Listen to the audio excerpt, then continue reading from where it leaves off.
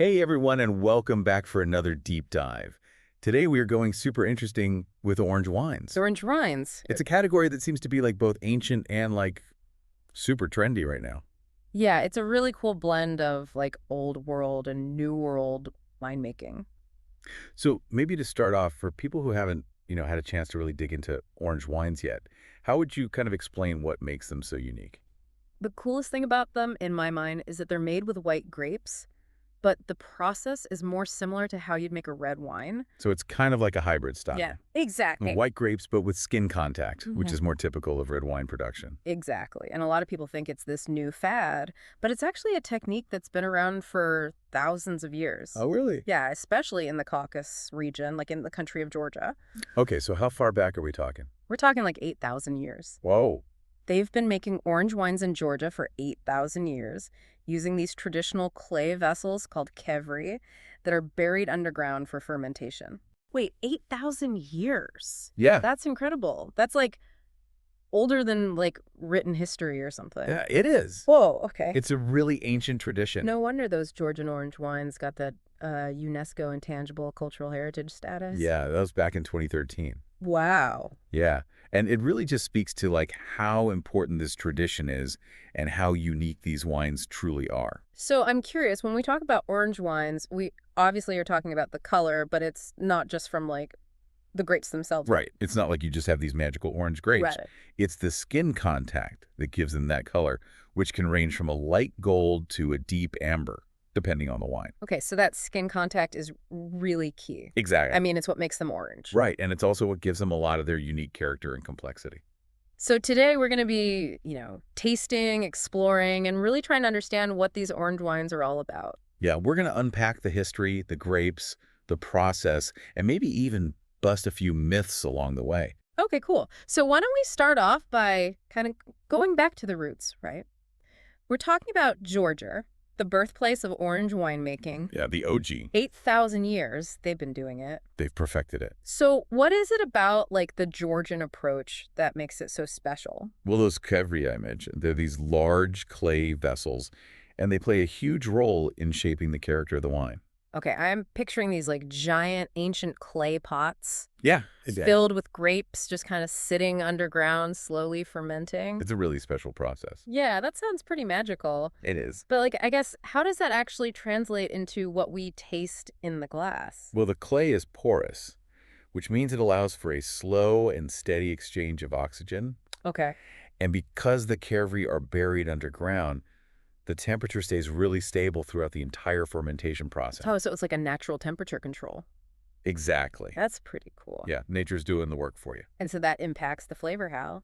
It gives the wines this like incredible depth and complexity. Mm-hmm.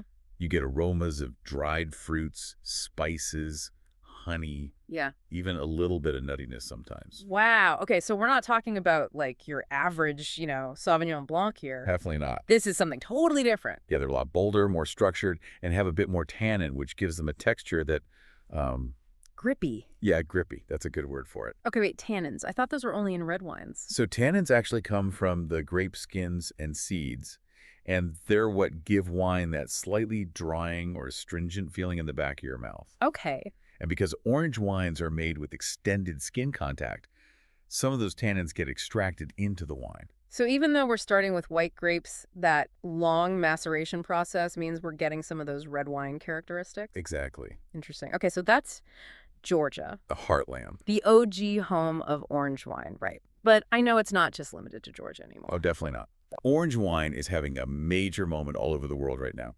So what do you think kind of sparked this renewed interest? Like, did all these kevri just suddenly appear in vineyards everywhere? Well, not quite, but there are a couple of winemakers we can thank for bringing orange wines back into the spotlight. Okay, who are we talking about? Jusco Gravner in Italy and Stanko Radikon in Slovenia. Okay. They were really inspired by those Georgian techniques and started making their own skin contact white wines back in the late 20th century. So it's like they kind of rediscovered this ancient method and introduced it to a new generation of wine drinkers. Exactly. Cool. And their wines must have been pretty unique at the time. Oh yeah, they were unlike anything people had tasted before. So it's this cool blend of ancient tradition meeting modern winemaking. And don't forget about the natural wine movement. Orange wines often fall into that category. Oh, right, because they're made with minimal intervention. Exactly. It's all about letting the grapes and the terroir express themselves. Speaking of terroir, can we maybe just define that quickly for listeners who might not be familiar with the term? Yeah, terroir is like a wine's fingerprint. Okay. It encompasses everything about where the grapes are grown, the soil, the climate, the altitude, even the human touch of the winemaker. So it's like the wine is a reflection of its place of origin. Exactly. And that's why two orange wines, Yeah. even if they're made with the same grape, can taste completely different depending on where they come from. Okay, so we've got Georgia, Italy, Slovenia. Mm-hmm. Are there other places where orange wines are being made? Oh, yeah, it's spreading all over the world. Really? You can find orange wines from Austria, France, Spain, even in the New World, like the U.S., Australia, and New Zealand. Wow. Okay, so we've got the background, the geography, but I want to understand, like, how does this whole skin contact thing actually work in practice? Is it as simple as just letting the grape juice hang out with the skins for a while? It's a little more involved than that. Okay. The key is something called maceration. Macerate. Yeah, which is basically the process of soaking the grape skins in the juice during fermentation. Okay, so, like, how long does that usually go on for? It really depends on the winemaker and the style they're going for, Huh. but it can range from a few days to weeks, sometimes even months. Whoa, okay. So longer maceration, that means. More intense color, more tannins, more complex aromas. So it's like a spectrum. Exactly. From like lighter, more delicate orange wines to those big, bold, tannic ones. Exactly. It's really up to the winemaker to decide how far they want to push it. Wow, so orange wines are all about finding that balance, I guess. Yeah, balance is key. Between the fruit, the tannins, the acidity. It's like a dance between all those elements. Okay, so we've talked about fevri, which are those traditional Georgian clay vessels, but I imagine there are other ways to make orange wines. Absolutely. Right. Fevri are just one tool in the orange winemaker's toolkit. So what are some other things that people use? Some winemakers use cement tanks, which are porous, like clay, but offer a bit more control over temperature. Okay. Others might use stainless steel, which is neutral and lets the pure fruit flavor shine through. Uh-huh. And some even experiment with oak barrels, which can add a layer of spice and vanilla to the wine. So there's really a wide range of techniques and approaches. Yeah, it's a really dynamic category with lots of room for experimentation. So it's not just about the grapes themselves, it's also about all these decisions that the winemaker makes along the way. Exactly. And those decisions are influenced by so many factors. The region, the grape variety, the vintage, Yeah. even the winemaker's own personal style. That makes sense. I mean, every winemaker has their own kind of fingerprint. Yeah, their own unique vision. Okay, cool. I feel like we've laid a pretty good foundation for understanding orange wines. Yeah, I think we're ready to dive into the really fun stuff now. Like what? Like what these wines actually taste like and how to pair them with food. Ooh, okay, I'm excited for that. Me too. This is where it gets really interesting. Okay, well, let's take a quick break, and then we'll come back and explore the sensory world of orange wines. Welcome back, everyone.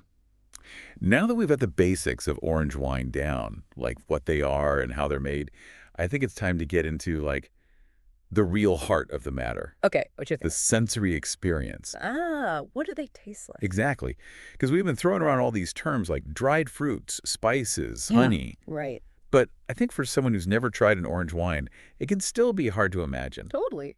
I'm still trying to wrap my head around it. Like, how does all that translate to what you actually experience when you take a sip? Yeah, good point. It's not your typical, like crisp white wine. Definitely not. So if I'm trying an orange wine for the first time, like, what should I be looking for? What kind of flavors? Okay, imagine you're biting into a dried apricot. Okay. You get that intense sweetness, that concentrated fruitiness. Okay, I'm with you. But then there's also this, like, layer of something else going on. Like what? Maybe a hint of honey or beeswax, Okay. or some nuttiness like toasted hazelnuts, and then even some spice notes like ginger or cinnamon. Okay, spice notes. Yeah. That's the part I'm having trouble picturing. Yeah, it's a unique flavor profile. Because I usually go for, like, those brighter, more citrusy white wines. I hear you, but trust me, those spice notes, they're not, like, overpowering. Okay. It's more about adding another layer of complexity. Okay. And then don't forget those tannins we talked about. Oh, right. The tannins, they add texture. Right. Exactly. They give the wine a bit more grip and structure. So it's not just about the flavors themselves, but also how those flavors interact. How it feels in your mouth. Right. Yeah, it's a whole sensory experience. Okay, so we've got the fruit, the spices, the tannins. What else? Okay, now this might sound a bit weird, Okay, I'm ready. but some orange wines can also have this oxidative quality to them. Oxidative. What does that even mean? Okay, think about what happens when you cut open an apple and leave it out for a while. It turns brown. Yeah, that's oxidation. Right? And in some orange wines, you get a controlled amount of oxygen exposure during winemaking, which can create these nutty, bruised apple, even slightly savory flavors. So it's kind of like the wine has this extra layer of character? Yeah, exactly. Like a bit of age on it, but in a good way. Okay, that's interesting. So it sounds like there's a lot going on in a glass of orange wine. There is. It's a complex and evolving experience. Okay, well, let's try to break it down a little bit, Okay, right? Because we keep talking about, specific grape varieties like Orchidsidi, the Georgian grape. The famous one. Yeah, and I'm curious, how does that particular grape express itself in an orange wine? Ricatsatilli is really cool because it has this natural affinity for orange winemaking. Okay. It's like it was born to be made into an orange wine. Right, because it's been used for so long. Exactly. Right. So you typically get those classic dried apricot and honey notes that we talked about. But Ricatsatilli can also develop this really interesting tea-like quality and a bit of a smoky or earthy undertone. Okay, so it's like a wine with a story. Definitely. A lot of depth. Yeah. Okay, and what about, other grapes? We mentioned Ribolla Gialla before. Yeah, the Italian one. Yeah, the Italian grape. Like, how does that compare to something like Ricatsatilli? Ribolla Gialla is cool because it's so versatile. Okay. You can make a really beautiful, crisp, dry white wine out of it, but it also makes amazing orange wines. Okay. And the orange wines from Ribolla Gialla tend to have a bit more vibrancy, Okay. a bit more acidity. You often get flavors of citrus zest, green apple, and even a little bit of almond or hazelnut. Okay, so you could have two orange wines, both made with skin contact, but Right. one would be like big and bold, and the Yeah. other would be like brighter and more refreshing. Exactly. It's all about the grape variety and the winemaking decisions. Right, and this is making me realize, there's so much diversity within this category of orange wine. Yeah, there really is. It's not just one monolithic flavor profile. Right, it's not just like orange wine. Exactly. And that's one of the things that makes it so exciting to explore. Yeah, there's all this nuance and variety. Exactly. Okay, well, now I'm even more curious about those, lesser-known grape varieties. Oh, yeah. Like the hidden gem. The ones that are just starting to be, rediscovered and used to make orange wines. Yeah, that's where it gets really interesting. Right, because those are probably harder to find, but they probably offer, some really unique flavors. Absolutely. They often have these really nuanced, almost indescribable flavors Okay. that are really tied to that specific place where they're grown. So it's like terroir in a bottle. Exactly, like Yeah. a snapshot of a specific time and place. Okay, well, if I wanted to start exploring those, more unusual, lesser-known orange wines, where would you recommend I start? Honestly, the best thing you can do is talk to the folks at your local wine shop. Okay. They usually have, a really good selection of orange wines, and they're always happy to make recommendations. Yeah, they usually love those geeky wines. Exactly. And they can help you navigate, all the different regions and grape varieties. Yeah, because it can be overwhelming. It can be. Okay, cool. So we've got a good sense of the flavors, the grapes. Now I want to know, how do you actually go about choosing an orange wine? Right. Good question. It can be a bit daunting at first. Because there's so much variety out there. Exactly. But don't worry. Okay. I've got some tips. Lead on me. Okay, first think about what you already like Okay. in wine, right? Do you tend to go for lighter-bodied whites or fuller-bodied reds? Do you like crisp acidity or more mellow fruit flavors? Okay, so start with your own palate. Exactly. Knowing your own preferences is a great starting point. But how do I translate that to, the world of orange wines? Well, if you're someone who normally likes lighter, crisper white wines, you might want to look for an orange wine that has a shorter maceration time. Okay. So it'll have less tannins and a lighter body. But if you're someone who loves big, bold, red wines, Yeah. you might enjoy an orange wine with longer skin contact, more tannins. Okay, so there's a spectrum even within orange wines. Exactly. You can find everything from delicate and floral orange wines Okay, to ones that are rich, savory, and tannic. cool. Okay, so I've considered my own taste, but what else should I keep in mind when I'm, standing in front of the wine shelf? Think about the occasion. Okay. Are you looking for a wine to sip on its own, or are you planning to pair it with food? Ooh, I love a good food pairing. So how do you choose an orange wine that's going to go well with a meal? Well, you want to pay attention to the wine's acidity and tannin structure. Okay. If you're having a light and delicate dish, like grilled fish or a salad, Mm-hmm. you might want to choose an orange wine with higher acidity and less tannins. Okay. But if you're having something richer, like a stew or roasted meat, Yeah. you might prefer an orange wine with more tannins. So match the intensity of the wine to the intensity of the food. That's a good rule of thumb. Okay, but how do I know all that just by looking at the bottle? That's where your friendly neighborhood wine shop staff come in. Ah.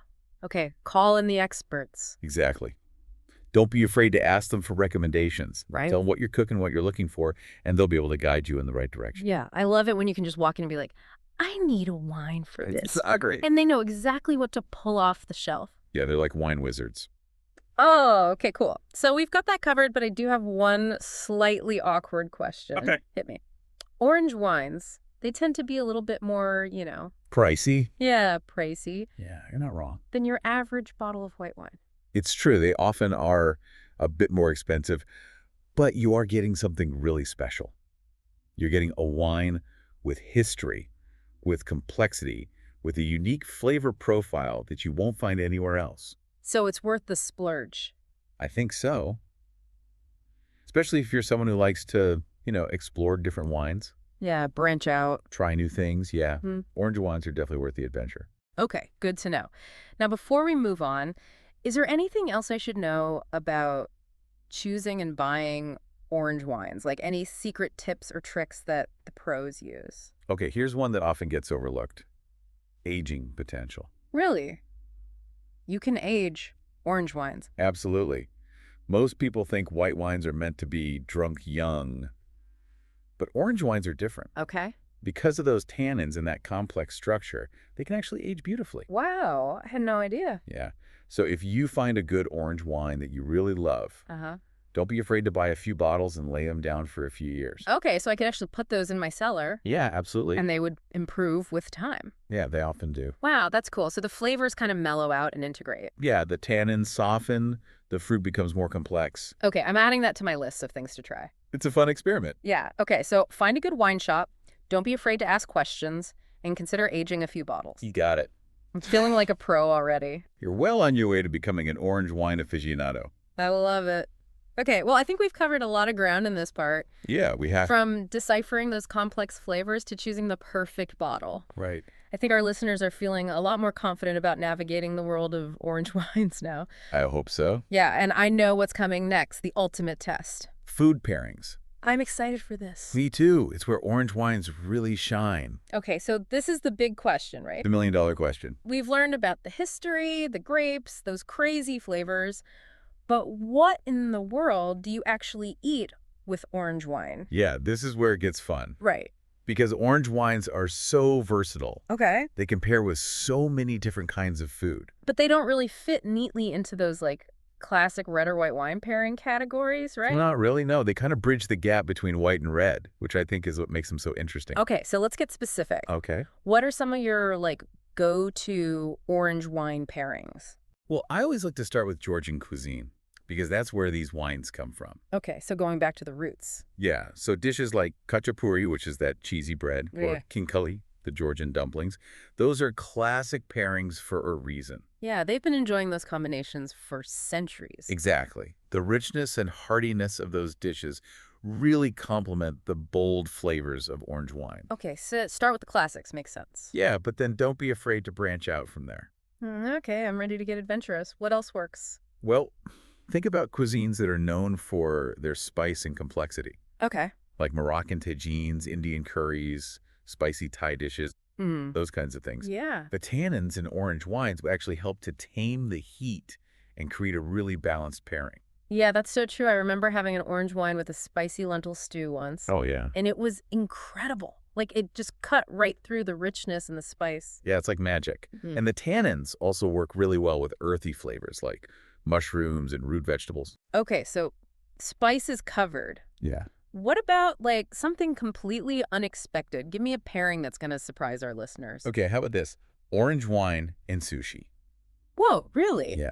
I know it sounds a little crazy, but trust me, Okay. the acidity and the, like, slight bitterness of some orange wines Mm-hmm. can actually enhance the delicate flavors of the fish Okay. and cut through the richness of the rice. Wow, that's not a pairing I would have ever thought of. But I'm definitely intrigued. It's a fun one. Okay, so if I'm going to try that, what kind of orange wine should I go for? I would recommend something with a bit more vibrancy and minerality, maybe a Robola Gialla or a Pinot Grigio that's been made with skin contact. Cool. I've got that written down. Cool. Any other, like, surprise pairings up your sleeve? Well, this is a bit more seasonal, but how about Thanksgiving? Thanksgiving. Yeah. Up Instead of reaching for the usual, like Pinot Noir or Zinfandel, Mm-hmm. try an orange wine with your turkey and all the fixings. Oh, interesting. I've never thought about orange wine for Thanksgiving before. It's a game changer. All those savory flavors, the roasted turkey, the stuffing, the gravy. Right? An orange wine with some structure and complexity can really stand up to those rich flavors. Yeah, that makes sense. And it's a fun conversation starter at the table. Totally. Like, what's this? Exactly. It's a good way to introduce your guests to something new. Okay, I like it. And Yeah. since we're talking about unexpected pairings, how about brunch? Brunch. I like the way you think. Right. Yeah. Orange wine and brunch. Imagine like a slightly chilled orange wine alongside smoked salmon or eggs Benedict or even a cheese plate with some fig jam. Okay. Yeah. The acidity and fruitiness of the wine would cut through the richness of those dishes and create a really delicious contrast. All right, you've convinced me. I'm having orange wine for brunch next weekend. Do it. You won't regret it. Okay, but let's get practical for a second. Okay. If I'm at the store, standing in front of all these orange wine bottles, how do I actually know which one to pick for a specific dish? Here's a good rule of thumb. Match the intensity of the wine to the intensity of the food. Oh, okay. So if you're having something light and delicate, Yeah. choose a lighter-bodied orange wine. Mm-hmm. But if you're having something richer and more savory, Right. go for an orange wine with more body and tannins. Okay, that makes sense.